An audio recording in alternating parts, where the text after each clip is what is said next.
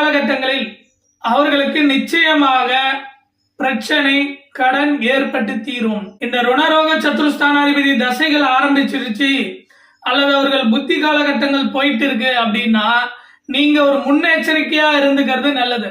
அவர்கள் குடும்பஸ்தானத்தில் சம்பந்தப்பட்டிருக்காரா அல்லது சகோதர ஸ்தானத்தில் சம்பந்தப்பட்டிருக்காரா இல்லது பாக்கியஸ்தானம் சொல்லக்கூடிய தகப்பனார் ஸ்தானத்தில் சம்பந்தப்பட்டிருக்காரா, மாத்ருஸ்தானம் சொல்லக்கூடிய தாயார் ஸ்தானத்தில் சம்பந்தம் வாங்கியிருக்காரா அப்படின்னு முதல்ல பார்க்கணும். இந்த அடிப்படையில நீங்க அவர் எந்த ரீதியில உங்களுக்கு தொடர்பு கொண்டிருக்கிறாரோ அந்த காலகட்டங்களில் உங்களுக்கு நிச்சயமாக அவர்களின் மூலமாக கடன் வாங்குவீர்கள், கடன் ஏற்படும், அதனால் பிரச்சனையை அனுபவிப்பீர்கள். ஒரு திருமணத்திற்கு கலத்திரஸ்தானம்னு சொல்லக்கூடிய அந்த 7ஆம் பாவகத்தில் 6ஆம் பாவகத்தில் தொடர்பு கொண்டிருந்தால் நிச்சயமாக திருமணத்தினால் கடன் ஏற்படும், அந்த கடனால் பிரச்சனை உள்ளாகும்.